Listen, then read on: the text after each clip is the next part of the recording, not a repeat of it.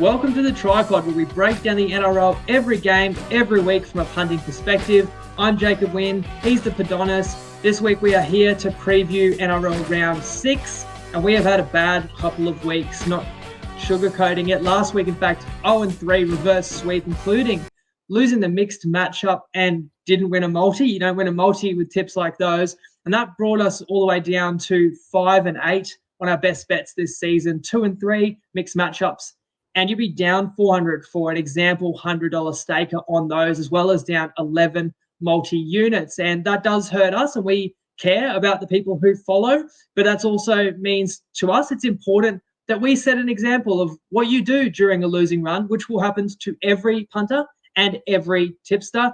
And you got to stay composed in these times. You never stop looking for improvement, which we certainly are, and we're open to any feedback. Most importantly, you don't try and win it all back in 1 week, do you, Padonis? No, that's for sure. You definitely don't. We sort of have a system and stick to that system.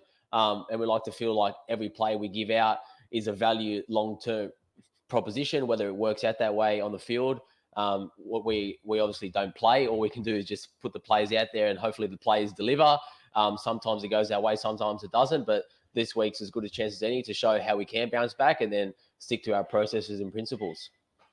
That's right. And we're going to warn you, because we're going to share the best bets in just a second.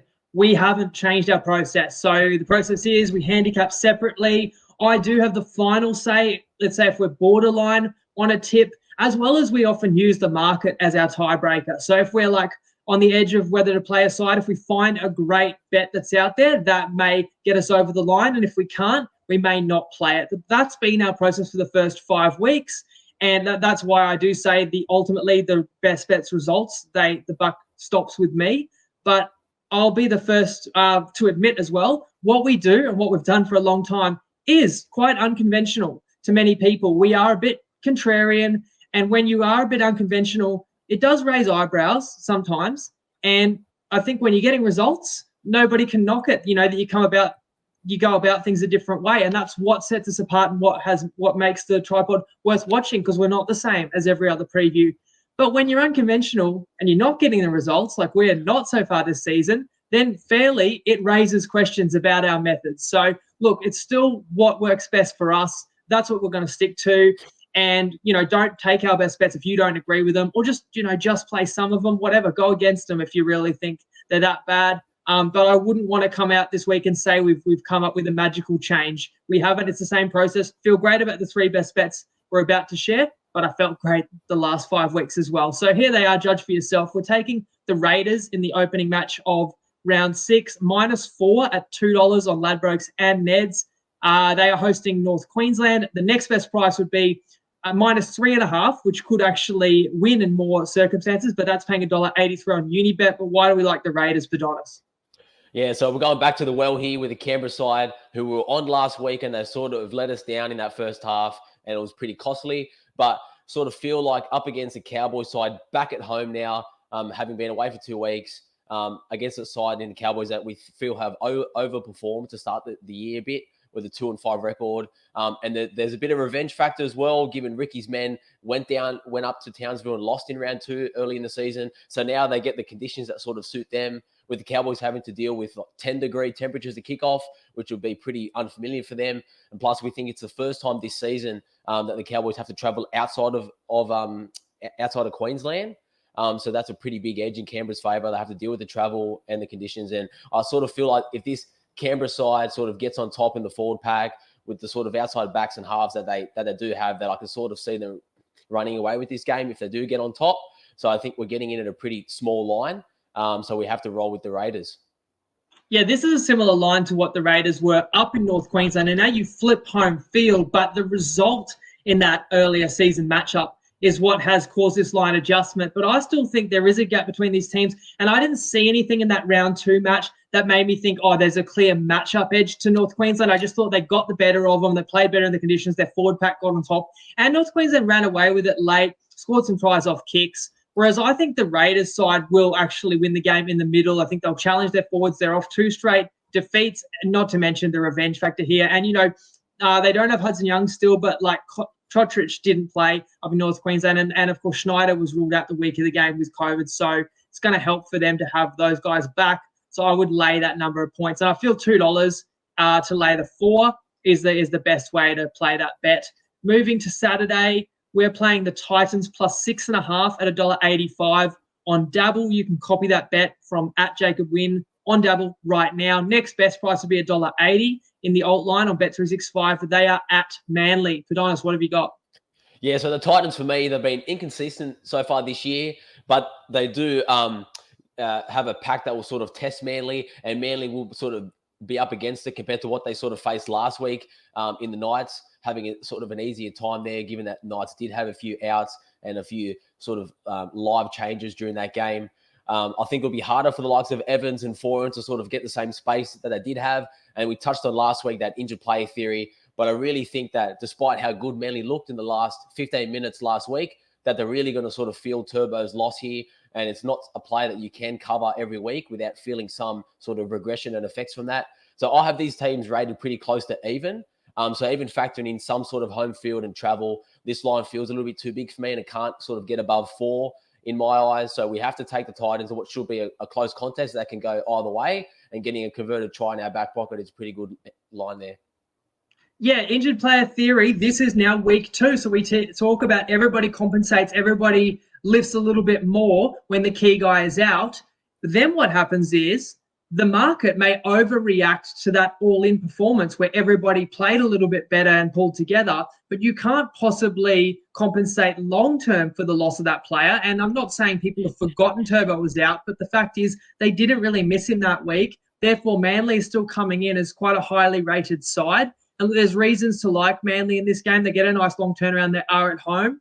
But I kind of agree with you. I don't think that the Titans are that far away from Manly. I look across both sides and I see a fairly even amount of talent shared across the pair. And the Titans haven't lost a single game this year by more than 6. So as long as they keep that trend alive, we'll be winning that best bet. And finally, Saturday night, we're taking the Storm -6 at $1.81 on Toppy in the alt line. They host the Cronulla Sharks in an intriguing match. And next best way to bet that would be -6.5 at $1.90, which, of course, is a better price, but you would lose if the Storm win by exactly 6. So our way, you push or get your money back if they win by exactly 6, which is why it's worth the 9 cents for me.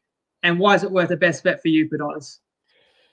Happy to fade the public wave here on a Sharks team who've sort of been great to start the year. But I'm not ready to label them like a genuine contender or a top 4 side yet, even though that the results sort of show that they are playing at around that sort of level. Their defense has looked great to start the year, and especially in the last few weeks, but they did get to face the Dragons, the Knights, and the Tigers, who all have their own issues, and we can sort of pinpoint where those occur. So I really feel that this Storm team can really take advantage of that, and I think that the opinion of the Sharks is a little bit suppressed because they have been so good defensively, but there are some excuses for that. So the Storm get their 3rd game in a row now with the same spine. So I really feel like they're building into the season. They're back at home. I think the line's a little bit too short. I'd have it closer to around 9. And I really feel like they'll put the Sharks back in sort of their place where there is still growth for improvement. I still feel like Nico Hines and Moylan are pretty limited as a halves combination. And I just really sort of question how much space and momentum that they will get when their forward pack's dominated. So I don't think the Sharks have played a pack as strong as Melbourne's. I really like the fact that Brandon Smith's now there. So he can sort of come on halfway through in that first half and sort of re-energize the middle once there's some tied forward. So I really like the Storm here. I feel like we're getting a low line given the way the Sharks have started the year. Yeah, I do think the Sharks will get a reality check. Who are their recent opponents? Like Dragons, Knights, Tigers. You know, you're going to look good against those sides. Now, fair enough, they've taken care of business, but they haven't seen anything like this Melbourne side. And you mentioned the spine. That's what it is for me as well. They just look in sensational touch and at home as well. And we don't gravitate to a lot of favourites, especially over a converted try, but we both really like the Storm here. It'll be fun to actually cheer a really professional outfit. They really do look strong, and they pretty much can name the strongest lineup available to them at this point in the season. That was a little bit longer than first 5 minutes. Sorry, guys. We'll try and pick up the pace, and we don't have to spend as long on those games when we jump into them. We're going to break down all 8. One other thing I wanted to say, a couple of positives here and there, but we touched on a lot in the recap. If you want to go back to that, the future multis are looking pretty good. The Five Guys multi, which Padonis is part of, along with 4 other beloved tipsters from the group, that won on the weekend 21-1, and that's 5 of you each giving your individual favorite tip. And then to back it up the very next day, Padonis, what did you have? An $8 NBA multi on Dabble? Goes to show that we can find value in multiple sports, even though I'm not a big NBA fan. But that is value that you're bringing to the table. So, again, if you don't have Dabble yet, if you want to join us on there and follow us, the code is TryPod. So, Padonis is still bringing plenty to the table, that's for sure. If anything, the biggest disappointment of this season so far has been me, although I've handed out 1 or 2 extra winners on Dabble, but I've also handed out a couple of extra losses. Ultimately, I've been trying to find different angles to play our best bets. The best bets haven't gone too great. That's the way it goes, but we've got plenty of time to try and find a lot more stronger best bets throughout this season. And we're going to talk about every game and the betting angles. But before we do that, let's go to Market Watch with Toppy. Hello, TryPod family. Tristan Merlehan here from Top Sport. Interesting round coming out. Really excited to see the Storm against the Sharks. The Sharks have obviously been the most improved and formed team of the comp, and they come up against the yardstick of the Storm, who have been very, very good as well. So this game has seen the line already move from 8 flat into 7.5. So punters are expecting the Sharks to put up a good showing. It'll be interesting where that game finishes.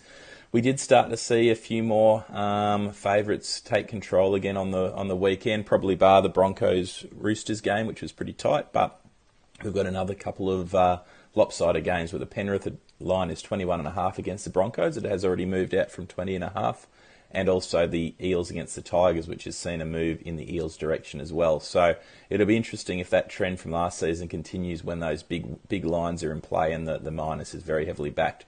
Have got a couple of tight games. The Knights have been well supported against the Dragons. That line's moved a couple of points down from a high of 5.5 to 3.5 at the moment. And then the other tight game is the Titans against the Seagulls, where the line touched 6 for a brief moment into 5.5 as well. And then the opener on Thursday night between the Raiders and the Cowboys has seen a slight shift, 3.5 out to 4, where the Raiders have been backed in that game. So it'll be interesting to see what happens over the weekend. Easter weekend's always a great weekend for footy, and check out all the player performance markets. We've been getting a stack of those ones up as well. So good luck over the weekend, and as always, gamble responsibly.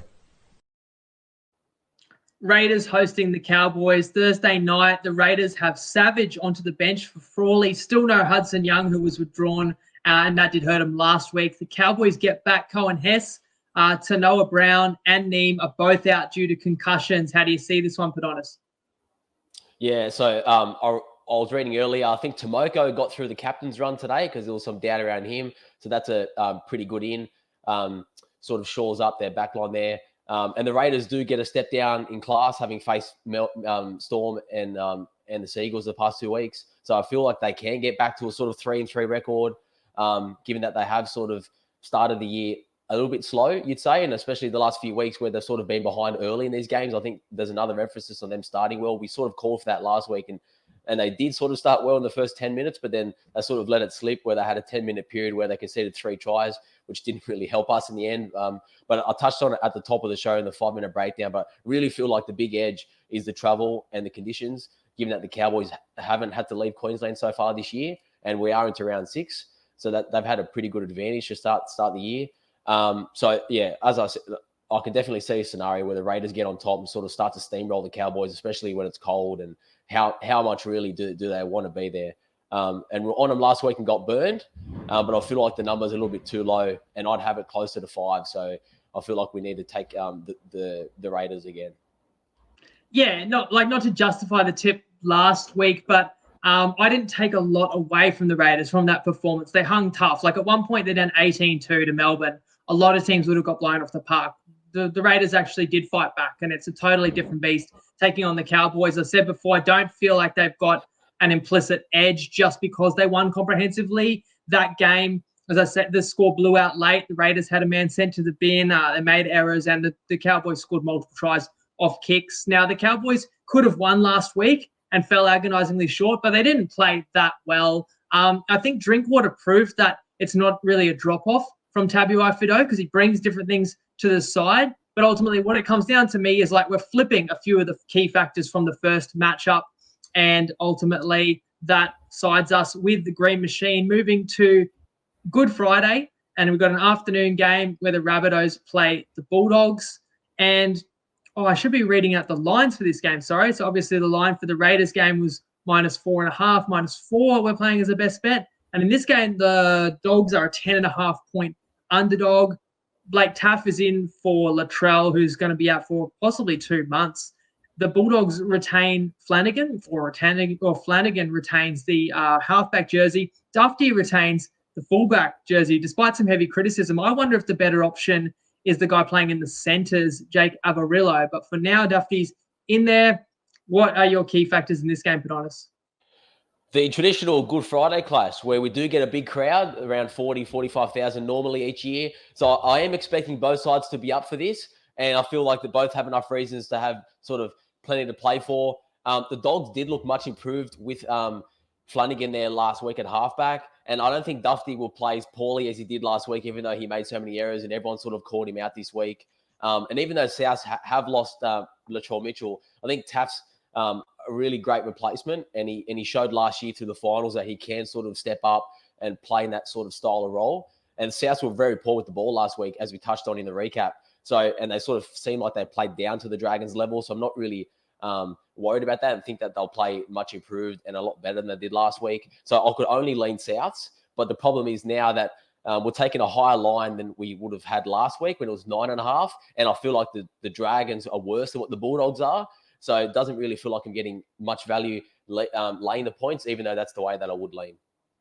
Yeah, I would have a slight lean to Souths as well. In the recap, you talked about Cody Walker, and he's yet to shine in 2022. And he was excellent. He was one of the very best players in competition last year and has been right up there for many seasons. In fact, I wouldn't say he's scarred from the grand final or anything. I think it's only a matter of time till he finds his form. But I really do think that's key. When you take the trail to the side and you're one season removed from Reynolds, for the Rabbitohs to click into top gear, they need Walker to fire. And if you tell me he's going to be on Friday, I would lay the line instantly. But because I just don't know whether he might be closer to what we've seen in the last 5 weeks, I feel like there is a scenario where the Dogs could hang in this as well. So we were early on the kind of Bulldogs are overrated movement, but in the last 2 weeks, they lost by 44 and 20. And now I feel they're more appropriately rated. So therefore, there's no key edge. We move on to the later game Friday, where the Panthers host the Broncos, and the line is a whopping 21.5 points. You can guess who's favoured. The Panthers retain the same 1-17 that they've had for the last 3 weeks in a row, and they've been carving up. The Broncos will miss Payne Haas. He gets that 1 week suspension. Oates and Reynolds, who both copped injuries in bizarre ways last week, are both named. Now, before we jump into this handicap, we talked about the 5 guys before.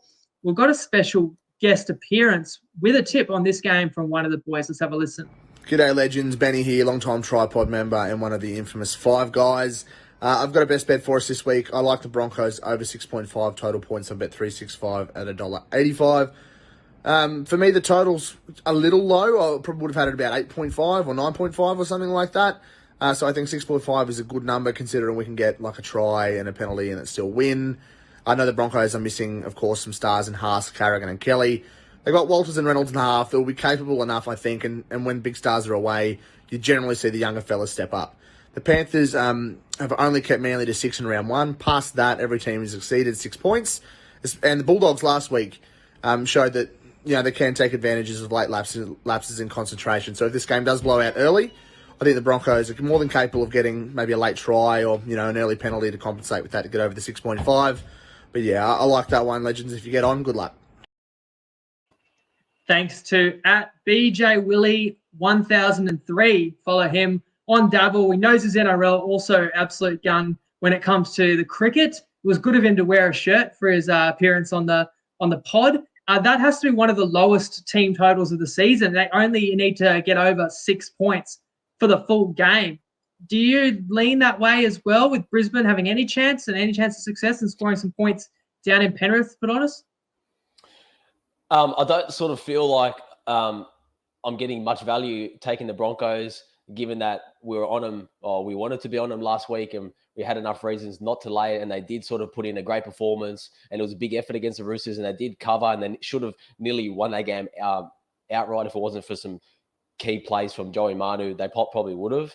I think Penrith showed just how dominant that they can be when they turn it on, against the Dogs last week and then against South the week before. Even though they did make a few mistakes, they have kept the same team. So I'd be very worried sort of taking the points with the Broncos, given we know how good this Panther side is. And I feel like with Payne Haas missing, even though normally this would sort of lead to an injured player theory, I sort of feel like this is a bit different, and it might be more of a letdown, because given that he was ruled out last week, or he was supposed to be ruled out last week through a suspension, and then he was a late inclusion again with the suspension being deferred. I feel like the players would have mentally prepared for him to be missing. And then he did play, and that was sort of a boost in itself that, oh, okay, we thought Payne was out, but now he's back in playing with us. So I feel like now that he is officially missing, maybe the boost was last week, and this week sort of we have to travel now. We're playing the Premiers. So I'm not – and if I was taking the points with the Broncos, I'd feel like we need everything to go right for us. And given that Oates did pick up an injury and Reynolds sort of picked up a knock in the first half, I can't be completely confident that I think Reynolds will see out the full game at peak performance. And then if I was taking 21.5 points, I'd want Reynolds to be there for the full 80. So I feel like Brisbane would probably have to restrict Penrith to 30 points to cover this game, because they probably would score 1 or 2 tries.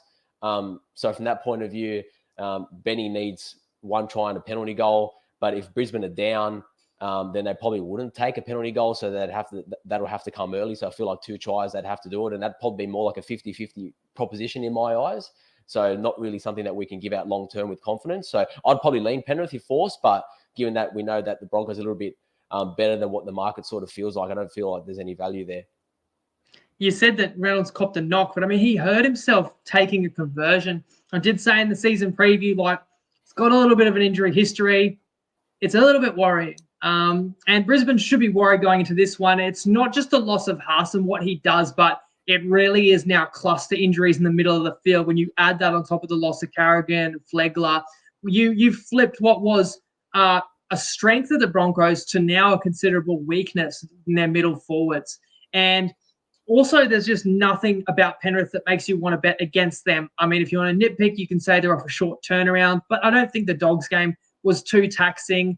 And the Panthers look to me to be a side that is enjoying this dominating style of footy where they like putting teams to the sword, not just winning. It's beyond that. It's completely dominating. And I lean Penrith, and I would probably bet Penrith.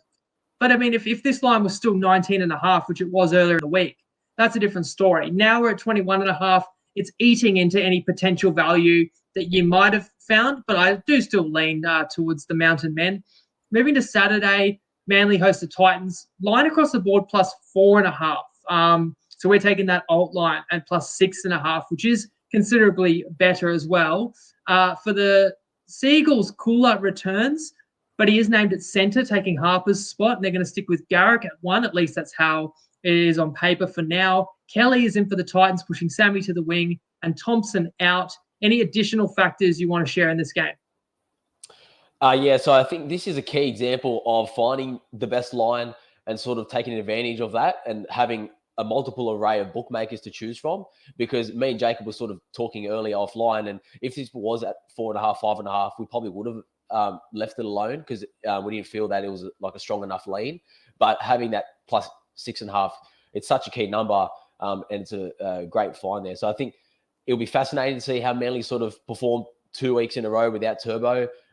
As I touched on at the top of the show, I think we will see them sort of struggle a bit, given that they sort of, it looks so effortless without him there last week, but we know that it's not as easy as that, having such a player of his caliber not there. I think Garrick's more of a finisher than a creator, so it sort of limits what they can do. And I feel like the Knights and Manly game, it was so close and it was a contest in the middle for so long that the scoreline blew out at the end. And it's probably made the bookies put up an inflated line here. So the Titans forward pack will be a much tougher test than what the Knights sort of showed last week. And I do like the introduction of Kula in the centres, as he touched on, because I think Harper's been below par the last few seasons. He's missed a lot of assignments, and offensively he does make a lot of mistakes. And I was really hoping for Jaden Campbell to be back. There was some talk earlier in the week that he would get named. And that would have made me love them even more because I'm not really high on Osako. But I sort of feel like the Titans showed enough fight and spirit last week against the Eels to show that they can compete with these sides. And I don't put Manly in the same class as what the Eels are without Turbo. So I feel that the teams are pretty even. And even if I factor in 2.5 points at Brookvale over for a home field, then I don't make this line higher than 4. So we have to take the Titans. And I would still, I reckon I'd bet it at 4.5 or play like first half plus 2.5. I liked the Titans even more than you. And then when we could find 6.5, that definitely got you over the line on it as well. The case for Manly, a nice long turnaround at home, plenty of time to prepare for this one and decide exactly how they're going to attack without Turbo and build off a very strong performance in Newcastle last week.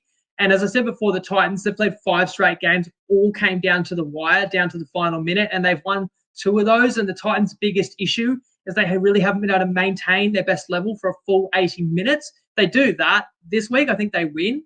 But ultimately, I just don't see why Manly should be that big of a favourite. And even though they are off 3 straight wins, maybe that's where that's creeping into the line for us as well. I agree they should be a favourite, but as you say, not that magnitude. So let's take the points with the Titans and move on, where we will lay the points Saturday night with the Melbourne Storm, who host the Sharks and are 7.5-point favourites.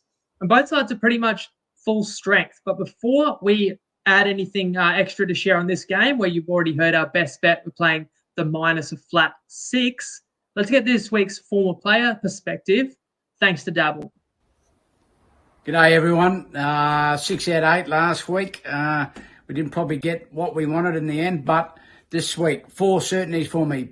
Panthers over the Broncos, the Roosters over the Warriors, the Eels over the Tigers, and the Rabbitohs over the Dogs. I think those 4 will just win. The other 4 games are a bit of a toss-up. I'm really looking forward to the Storm Sharks game, and don't be afraid to back the Sharkies at $3, I think. They're a bit of a smoky as well. I've tipped all the home teams this week, but even the Titans against the Sea Eagles, that'll be a close game as well. The Dragons and Knights, that's a toss-up, and the Raiders and the Cowboys as well. So if you like any of those teams, multi them together and see how you go. But everyone have a happy and safe Easter, and talk to you soon. Good luck.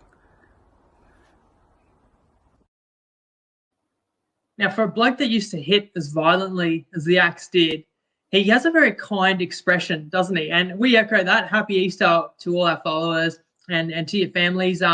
Look, he went the Cows over the Roosters a couple of weeks ago. He went Knights over Manly last week. And then this week he's giving the Sharks a chance. But where's the Axe gone wrong this week? Yeah, I feel like Gilmeister's sort of echoing what the public viewpoint is, given that the Sharks have started so well. They are flying, but I still believe there's a lot of improvement left in that side, and they'll experience a reality check here against the Storm. I don't feel like the Sharks are a top 4 team, and this is where this sort of line puts them.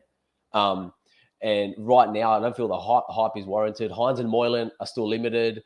We haven't seen them really tested under pressure behind a forward pack that does get dominated, which I think will happen this weekend. The Storm are a physical, aggressive team. They have a lot of striker all across the park, and I really like their spine and how they seem to be building. And if we were dealing with stocks, the Sharks would feel like a sell team. So this is the equivalent of that, given that we can sort of lay a low number that we feel on the Storm. And yeah, we touched on at the top of the show that they've played 3 sort of pretty poor attacking teams, and their defensive record is probably a little bit better than what it should be on paper. And I really feel like the Storm can expose that, and I think that changes on Saturday.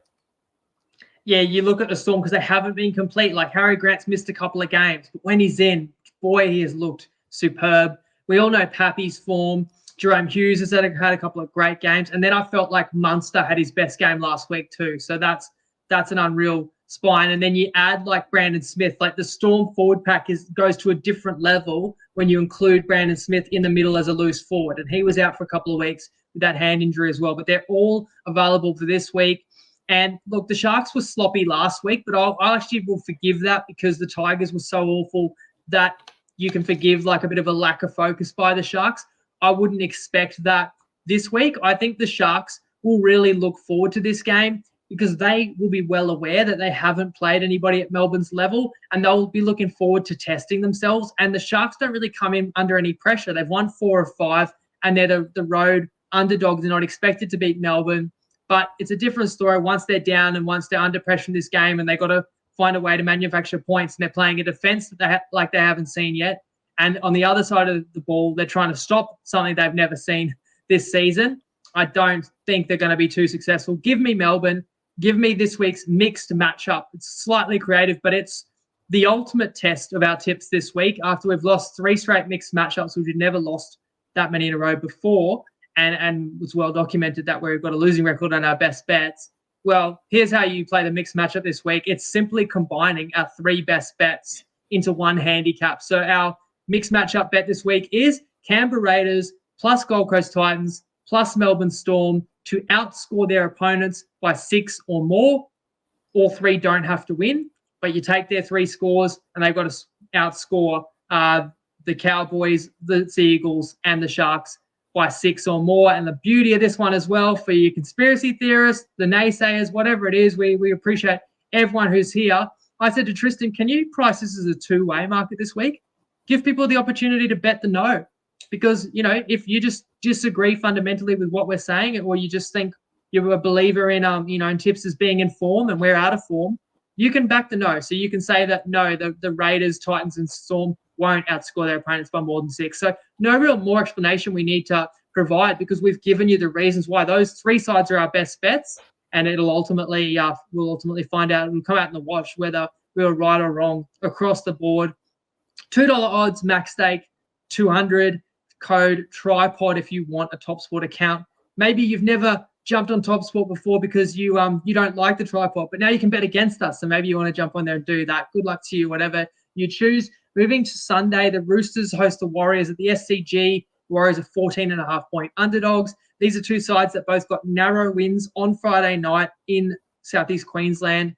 And I think they'll both come away from those games with confidence. The Roosters get back TKO via the bench, and Sammy Verrills will make his season debut at 9. The Warriors have lost Montoya, copped that ban that's been in the news, and then Wateni Zelezniak take his spot on the wing. How did you see this one? Yeah, so as we all know, last week I felt like the Roosters fell into a hole early, and then they needed their X-factor guys to sort of step up and get them home. And for me, that's the biggest factor in this game that sort of stands out. The likes of Joey Manu and Tedesco are guys that can sort of break the game open from anywhere on the field, whether they're behind, in front, or sort of put the game out of reach. I don't really feel like the Warriors have that same threat level. So I feel like they have to sort of stay competitive for the full 80 minutes to have a chance in this game, whereas the Roosters could sort of win the game in a 15, 20-minute period. I think Verrills returning is key because he sort of tidies up his service. And I didn't really feel like Hutchinson provided any running threat, so the markers could sort of key in on the first receiver. So I feel like that changes a lot now and sort of open up the ruck a bit more. And then that also allows Connor Watson to play as a middle forward rather than having to be a backup 9. So I only feel that improves the Roosters. So I could only sort of lean towards them. I feel like they're getting the Warriors at a good time, coming off a Golden Point win, a lot of hype around Johnson's Golden Point field goal. But I don't really feel like I'm getting enough line value at 14.5. I sort of feel like it's fair, and I'd need to have a lower line to sort of play the Roosters. So I think it's a game where I'm going to have to pass this one.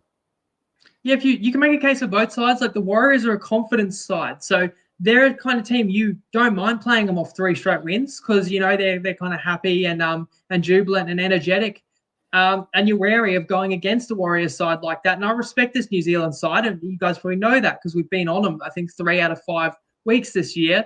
But I'm not gonna go against them this week. But I don't really want to take them either because this Roosters side I really believe in. I think they're really, really good. They were both of our pre-season premiership predictions, and as good as like Melbourne and Penrith have looked so far this year, and the Eels, I still think the Roosters are going to give this a real shake. And maybe it's a few weeks before the Roosters hit top gear. Again, you've got to integrate Verrills into the side now. So that took time. That could take some time. You don't really know which weeks they're really going to turn it on. But it could be this week as well, which just scares me off. So I'm kind of similar to you. I'll sit back and watch, and we'll see. Later Sunday, the Dragons play the Knights in Wollongong. The Knights are 2.5-point underdogs.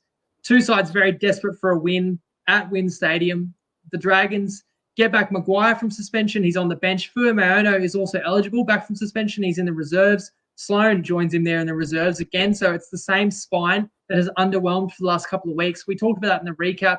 It's quite perplexing the way that Griffin is picking his lineup. So we won't go too much more into that. But I have this funny feeling that one of these weeks we're going to bet against the Dragons, and then that'll be the week that it comes out in the news. Oh, but now he's bringing Sloan back at fullback, and Amon's going to play in the halves, and Bud Sullivan's in. He'll shake up the team on game day or something. Not going to be this week because we don't have a best bet on the game. For the Knights, they've been just as bad as the Dragons recently. Clemmer back may help, but he's not the same player he used to be. Edric Lee is also making a long-awaited return and coming in for Dom Young, who got injured last week. Your thoughts? Funny you mentioned that, because that's exactly the same note that I'll sort of put down here. We've been sort of saying Embi and Bird aren't sort of the best 1 and 6 for the last few weeks, and now the media is starting to catch on to it. So I do wonder whether Griffin will sort of throw up some late team changes. This week could be the week. And Knights do get back Clemmer, which sort of strengthens their forward pack.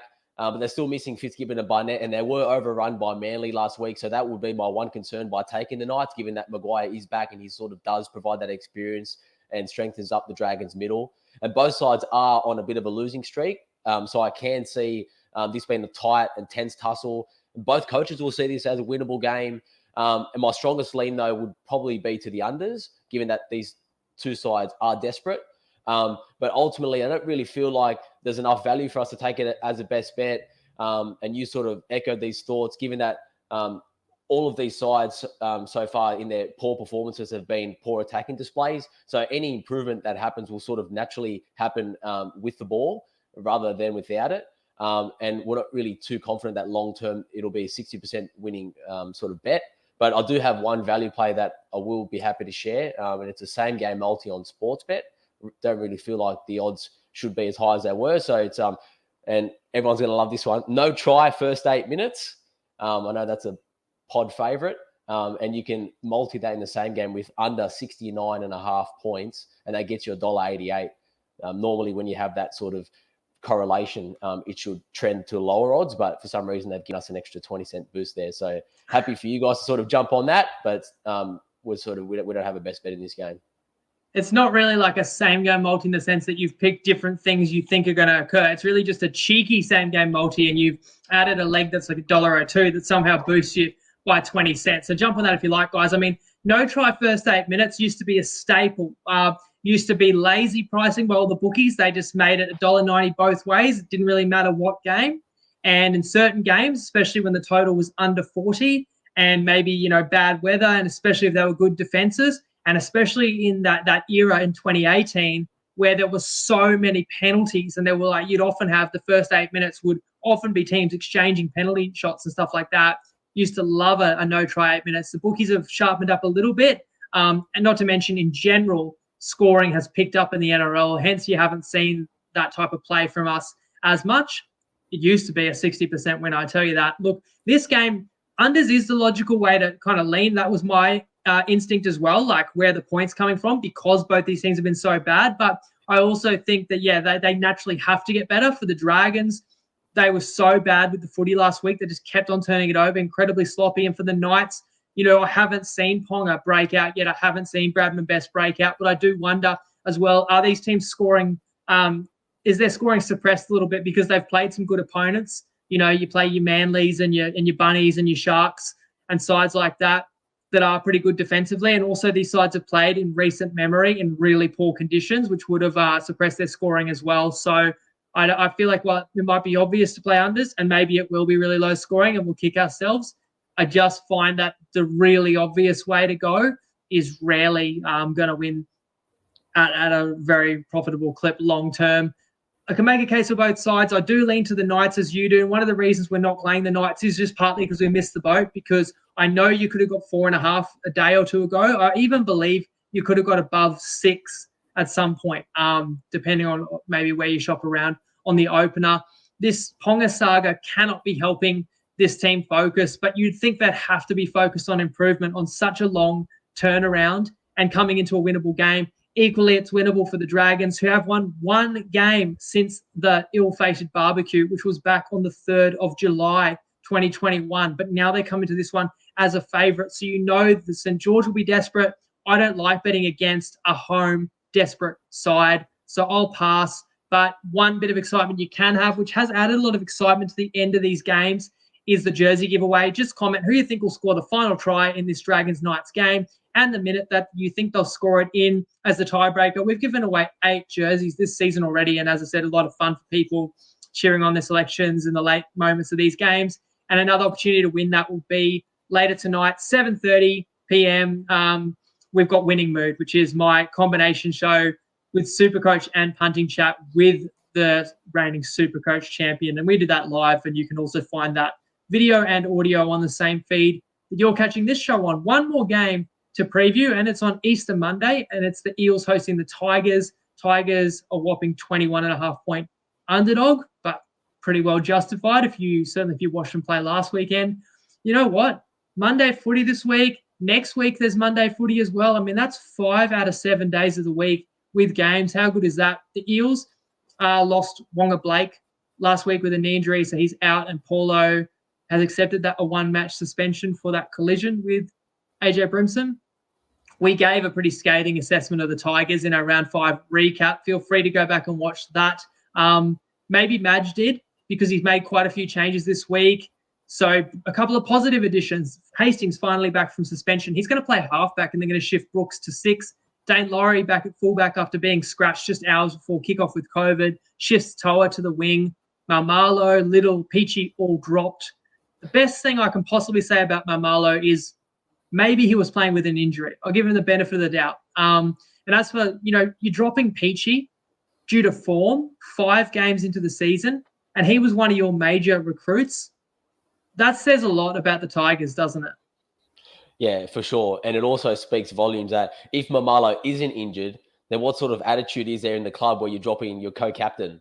So I sort of question that aspect. 2 captains dropped. 2 captains dropped this week.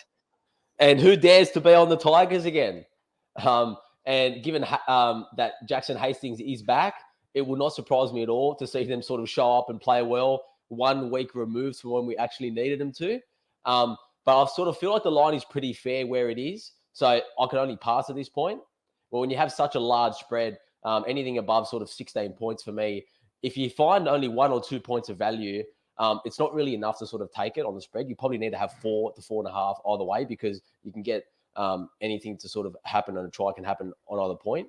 And we never want to sort of give out a bet here worse odds than what we think it will be at kickoff.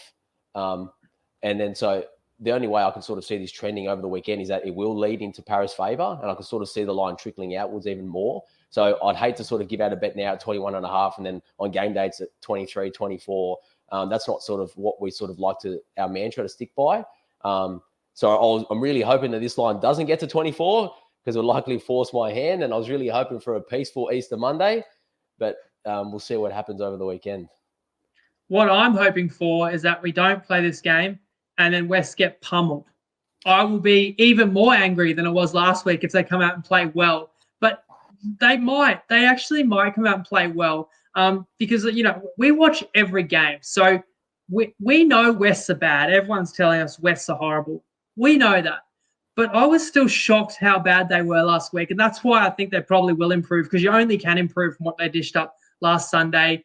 Madge will have more around the campfire, singing Kumbaya as he's doing these days. But in all seriousness, like, you add Hastings, you add Laurie, it will boost. The players they drop, I don't think they lose much, especially if you saw the way they played. And then you would think it will send a rocket up a few others who need some improvement and maybe attitude adjustment as well. My hesitation to playing the Tigers, apart from that, that sickening feeling that you get playing a side like that, is Parramatta have looked really good this year. And I talked about like Melbourne and Penrith, that echelon of team, they don't just want to beat you, they want to destroy you. That's kind of where Para are at in 2022. But it's too many points to lay, in my opinion, when you've got to consider, like, it's a bit of a makeshift outside backline for the Eels, and they're missing their best forward as well. So we got no play on the game. We will do our live recap Sunday, so the time that you're used to, just after full time on the Sunday afternoon game. So it'll be about 6:15 Sunday, even though there's this Monday game, and that leaves the door open to a bet Monday if we really see something we like Sunday. That's what you'll get if you tune in maybe to our recap. But have a safe and happy Easter, guys. Enjoy all the games, especially if you get a bit of extra time to watch a few more. Give us your feedback, please. Obviously, if you like our tips, but especially if you don't, or just tell us what you're backing yourself, whatever you are backing, always do it responsibly. And same to you, Padonis. Have a happy Easter, mate. Thanks, buddy. Looking forward to a fantastic weekend of NRL action. We get 5 days of league footy, so it should be great. And everyone stay safe out there and gamble responsibly. Lego.